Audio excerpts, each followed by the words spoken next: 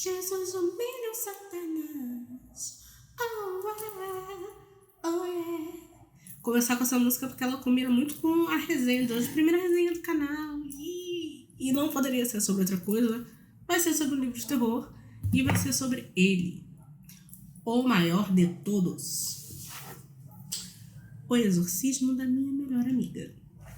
Oi, eu sou a Ariel, seja muito bem-vindo ao meu canal. Não esquece de se inscrever, deixar o seu like e ativar o sininho. Me segue nas outras redes sociais que vão aparecer aí embaixo. E como eu disse hoje, nós vamos falar do livro que depois que eu terminei eu fiquei me perguntando por que eu demorei tanto tempo pra ler. E cadê os outros livros desse autor no Brasil, gente? Porque, assim, sensacional. Mas vamos começar do começo, né? Vamos começar por partes. Falar pra vocês um pouco como é que eu quero fazer as resenhas aqui no canal, como é que vai ser. A primeira parte sempre vai ser um pouco falando sobre o autor, né? Principalmente se for um autor que eu nunca falei aqui, se for um livro de um autor novo, que é o caso. Eu vou contar um pouco sobre o autor. Depois eu vou fazer uma parte sem spoiler. Então pode assistir tranquilo, não vou comentar nada que não esteja na sinopse ou no início do livro.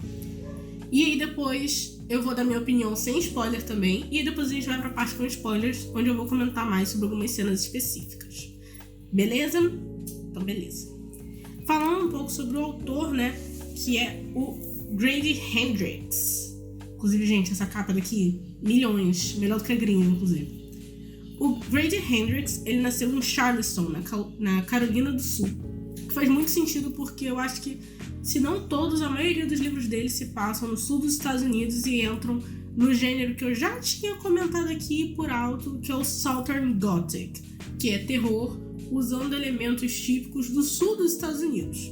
Ele já ganhou o prêmio Bram Stoker em não ficção por Paperbacks from Hell, que é um livro contando sobre a febre dos livros em brochura, né, livro de capa mole, de terror nos anos 70 e 80. E ele tem títulos muito hypados lá fora, como The Southern Book Club's Guide to Slaying Vampires, que eu quero muito que alguém traga aqui pro Brasil, pelo amor de Deus, eu estou implorando, eu imploro, trago esse livro pro Brasil que eu preciso ler. Horror-Stork, que é um livro genial, eu já vi uma galera que leu em inglês mesmo, né, e o pessoal da gringa mostrando, e ele é num formato todo diferentão, eu também quero muito que tragam aqui pro Brasil. E também o The Final Girl Support Group, que, se eu não me engano, vai vir pra aqui pro Brasil ano que vem ou no outro, ou tô maluca. Mas enfim. E, é claro, O Exorcismo da Minha Melhor Amiga, que eu acho que é um dos mais famosos dele, junto com o Southern Book Club to Slay Vampires. E vamos lá. Sobre o que é isso? Que é essa capa daqui, né? Você olha pra essa capa olha pra você e você já fica... socorro.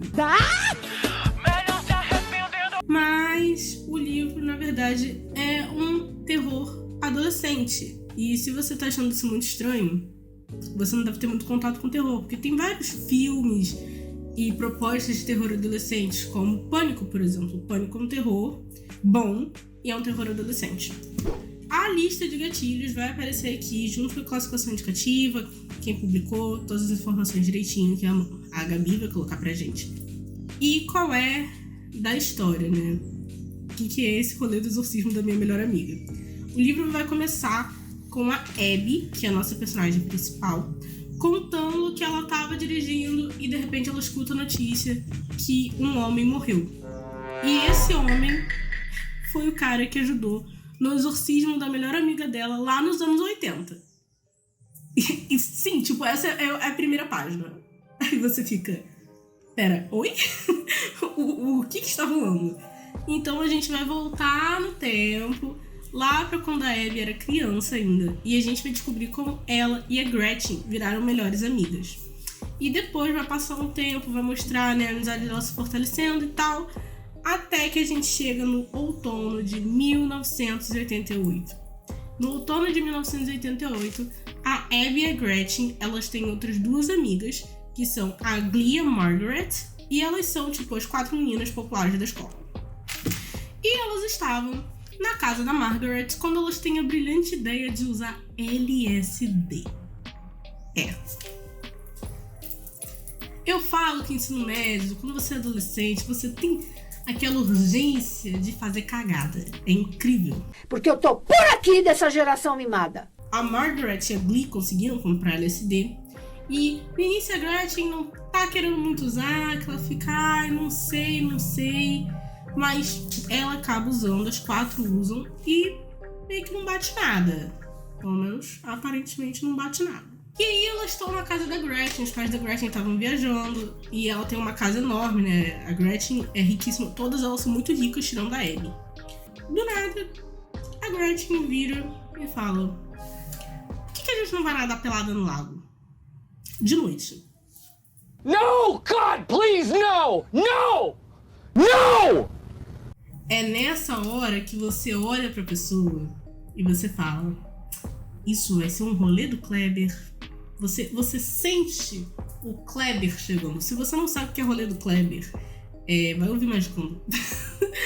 Ou procure memes de RPG na internet aqui. Enfim, se você é do rolê, tanto do rolê místico quanto do rolê de RPG, você sabe o que é o rolê do Kleber. Você olha e você pensa: vai dar ruim. E aí elas falam: não, vamos nadar pelado no lago pra ver se bate a onda. Nunca vi nadar pelado em lago da onda de droga, mas tudo bem. Sem julgamentos. A Gretchen, ela tira a roupa, sai correndo, pula no lago e some. De noite. No meio da madrugada, assim.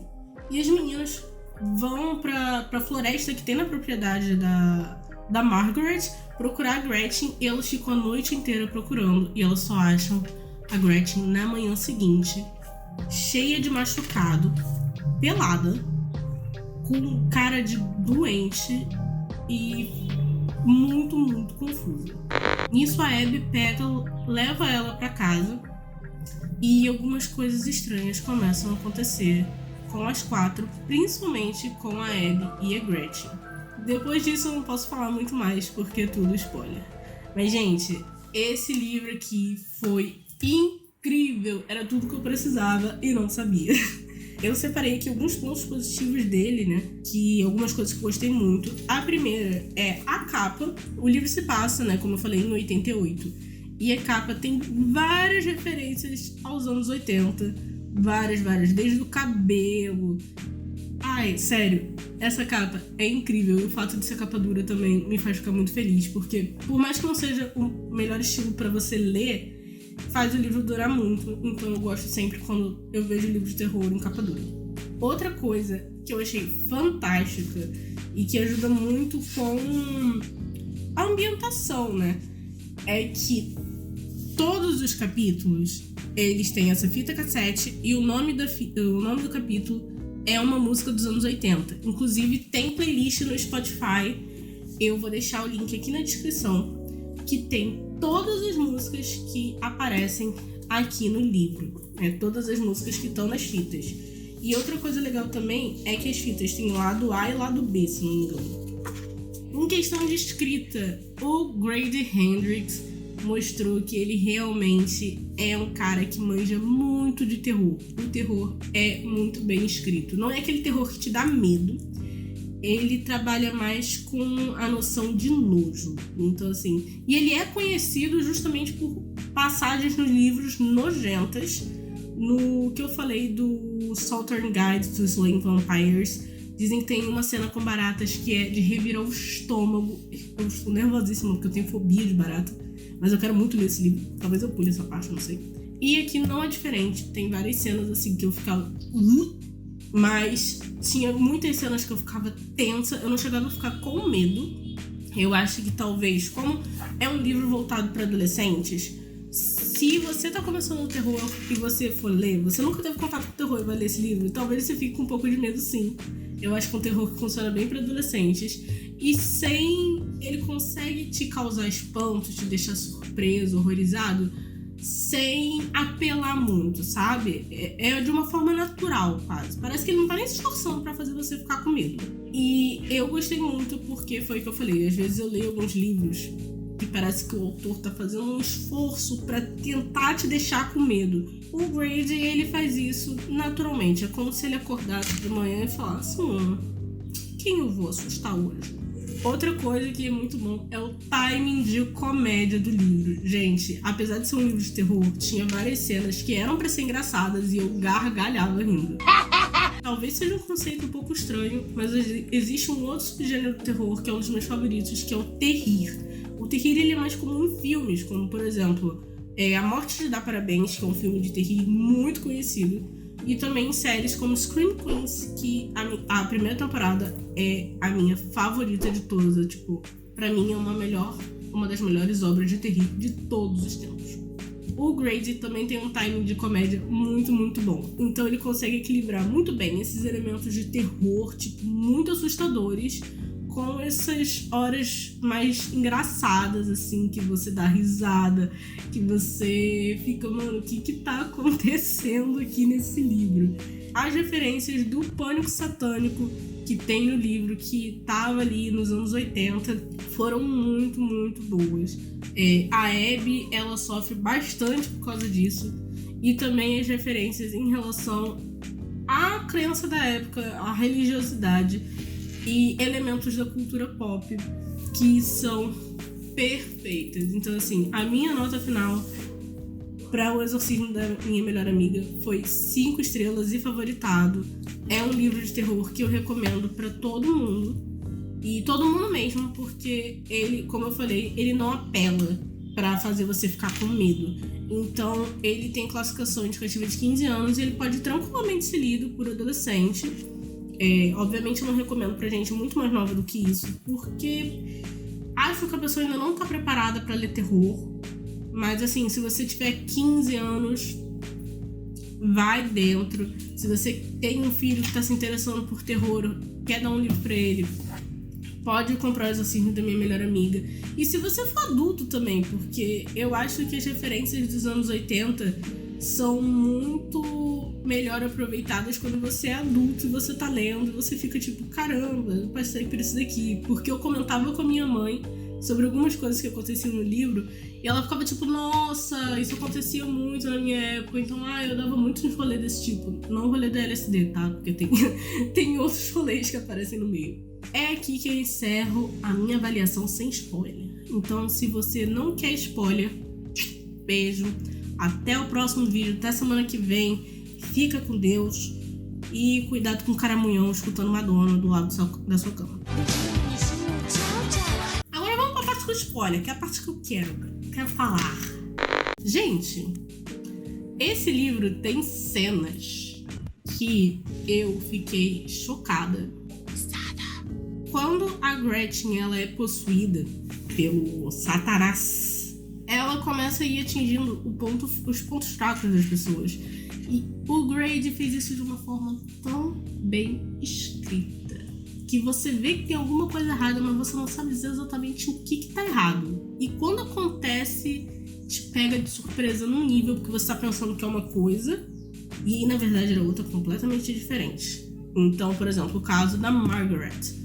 Como eu disse, eram 4 amigas: Abby, Gretchen, Margaret e Glee. Sendo que essas 3 aqui são riquíssimas e a Abby era pobre. Pobre mesmo, fodida.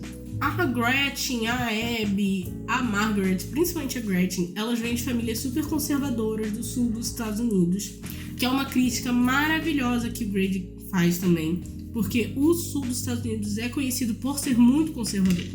Então, tem toda aquela coisa, né, de eles, eu não lembro agora se é republicano que eles votam, mas eles votam no Partido Conservador dos Estados Unidos, vão na igreja todo domingo. Tem cenas, mais de uma cena inclusive, que a Gretchen, que é amiga da Abby, ela apanha porque ela tá fazendo coisas normais, sabe, tipo ouvir Madonna, frisar o cabelo pra ficar com aquele cabelo bem anos 80 que aparece aqui na capa, esses 2 penteados aqui, né, que você fazia com tipo uma chapinha que tinha frizz, passar batom vermelho, esse tipo de coisa que é comum de adolescente, principalmente pra época, e os pais da Gretchen batiam horrores nela por causa disso. E dava pra ver que ela ficava com um certo ódio da família, o que faz muito sentido com a crença cristã de como acontece, né, de você ficar com o bicho aí no corpo. Ele vai explorar as suas falhas, vai tentar você. E não aparece como a Gretchen acabou com o diabo no corpo dela. A forma que isso aconteceu, em nenhum momento a gente descobre como é que foi isso, se teve alguma conversa e o cara usou o fato de ela não gostar da própria família. Mas em alguns momentos da narrativa fica um pouco claro de que sim, isso pode ter sido uma coisa que foi usada pra passar a perna nela, pro demônio pegar o corpo dela. Mas o que eu tava falando dele pegar também nos pontos fracos não é só em relação a Gretchen, é também em relação às amigas. Então, por exemplo, a Margaret, o ponto fraco dela é a autoestima com o próprio corpo. E ela faz a Margaret desenvolver transtorno alimentar. E quando você vê que ela dá tipo esses shakes que eu vejo a galera tomando hoje em dia, e ela tava dando um shake pra Margaret, falando tipo, não, porque minha mãe me deu esse shake daqui pra eu perder peso e tal. E a Margaret começa a tomar esse shake, ela começa a ficar muito doente. E esse shake, na verdade, é ovos de solitária. E aí tem uma cena nojenta, que foi a cena que eu falei que eu fiquei... Que é a Margaret... Ai, gente, só de lembrar me dá um revertério. É uma cena onde a Abby vai visitar a Margaret, né? Que ela parou de ir na escola pra ver como é que ela tá. E a Margaret tá muito magra, tá muito doente. E a Abby vê que ela tá com um verme. E o cachorro da Margaret acaba puxando esse verme pra fora. E tipo, é um verme gigantesco. E tem a narração e é muito, muito, muito nojento. Eu fiquei com muito nervoso, lembra? Ela também pega no ponto fraco da Glee, porque a escola que elas frequentam é uma escola religiosa, uma escola católica, e a Glee acha o padre da escola bonitinho. Vai virar mula sem cabeça, hein, gata? Cuidado. E a Gretchen, né, o capeta, faz a Glee acreditar que esse padre tá mandando cartas pra ela, falando que gosta dela, não sei o quê. E chega uma hora que a Glee tenta se matar. E ela espalha pra escola inteira várias cartas que, em tese, são assinadas pelo padre. E ele tem que ser afastado. Até porque, né, se você é o capeta e você estuda numa escola religiosa, você minar ali a fé das pessoas é uma coisa boa pra sua permanência. E no caso da Abby, o que o capeta ataca é justamente a amizade dela com a Gretchen. Porque elas são muito, muito amigas. Amiga de, tipo, viver uma na casa da outra, fazer tudo junto. Elas se conhecem desde criança. Então ele começa a minar a amizade delas. E é muito angustiante, porque em alguns momentos a Abby consegue tomar o controle e pedir pra Gretchen pra ajudar ela, porque ela não sabe o que tá acontecendo, que tem alguma coisa errada com ela. Mas a Abby não acredita nela, porque ela já fez várias coisas ruins pra ela, tá tratando a Abby super mal. E a Abby acaba deixando ela de lado até o ponto em que, infelizmente, o demônio toma completamente o corpo da Gretchen e elas têm que procurar alguém pra fazer o exorcismo. E essa parte é uma das melhores partes, porque quem vai fazer o exorcismo é nada mais nada menos do que um pastor, né? Não é um exorcismo católico, é um exorcismo cristão, não sei como é que chama, mas é tipo protestante, porque lá nos Estados Unidos a religião católica é muito associada aos imigrantes latinos, enquanto o cristianismo protestante, principalmente algumas vertentes específicas, são associadas às pessoas brancas. Então é raro você ver pessoas brancas que sejam católicas, a não ser que elas sejam tipo, descendente de irlandês, descendente de italiano. Aí existe uma chance delas serem católicas. Mas é um cara que ele é pastor e ele tem um grupo com os irmãos dele, onde eles fazem pregação enquanto eles malham. Então é um bando de bombado, sem camisa, quebrando madeira, levantando barra de ferro e falando que eles fazem isso com o poder de Jesus. É muito, muito engraçado, porque nessa época era justamente o boom das academias, então faz muito sentido, né, ter esse negócio de misturar malhação com cristianismo, e fica hilário, assim. Os personagens desse grupo são muito carismáticos. E acaba que quem performa o exorcismo, na verdade, é a Gretchen. E a parte que ela performa o exorcismo é maravilhosa. Eu vou até pegar aqui. Porque ela não faz o exorcismo da forma que se faria normalmente, né? Quando ela vai fazer o exorcismo, ela usa várias referências à amizade delas e também aos anos 80. Ela usa, por exemplo, We Got The Beat, que é uma música dos anos 80 bem famosa, e ela começa a fazer o exorcismo assim. Tommy Cox, defenda-me na batalha. Seja minha proteção contra a maldade e as armadilhas desse mundo. Que Tommy Cox e sua lata sagrada de Coca-Cola o repreendam. Satã e todas as suas obras eu rezo em seu nome. E aí, na outra parte. Pelo poder de Phil Collins, eu o repreendo. Pelo poder de Phil Collins, que sabe que é muito improvável que você volte pra mim. Em seu nome, eu ordeno que você deixe em paz essa serva dos Gênesis. Pelo poder de pássaros feridos. Pela força sagrada de minha doce Aldrina e o primeiro amor. Eu renego, repreendo Ambras. Pelo poder dos aparelhos perdidos, Jamaica, trancinhas afro mal feitas, vagalumes e Madonna. Por todas essas coisas eu o repreendo. Pelos mistérios e poder do bom cachorro Max, do ET, o extra terrível, e de Geraldine Ferraro, a primeira vice-presidente de todos os tempos. O Eye of the Tiger, pelo grito de amor do Koala, pela paixão e redenção de Bad Mama Jama, que sempre vai ter janta no forno. Em nome de Glee, Margaret, Leniot, eu ordeno que você vá embora. Pelo poder do sujinho, em nome das Go-Go's. Eu forço aí. Então, assim, nessa parte, eu tava muito tensa porque era a hora do exorcismo, né? Tinha que tudo dar certo. E ao mesmo tempo, eu tava me divertindo muito com todas essas referências. E eu acho que faz um paralelo muito legal de tipo... Quando você vai fazer o exorcismo dentro da crença cristã, né? Você vai chamar coisas que têm poder e que têm uma conexão com você e que você acredita que são maiores do que você. E eu tenho que abrir a janela porque o foco tá indo todo embora por causa do sol.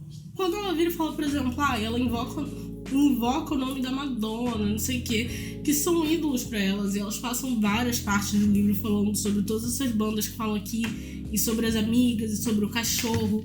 Então, eu achei que foi uma sacada muito, muito legal. É claro que, como eu disse, o livro não é assustador, porque ele é um livro para adolescentes. Então, assim, se você for um leitor de terror um pouco mais experiente, ele não vai te dar medo. Mas, ainda assim, fica aqui a minha recomendação de ler O Exorcismo da Minha Melhor Amiga, porque é um terror extremamente divertido e que vai valer muito a pena. Bom, por hoje é isso. Espero que tenham gostado da primeira resenha do canal. Um beijo, até a próxima!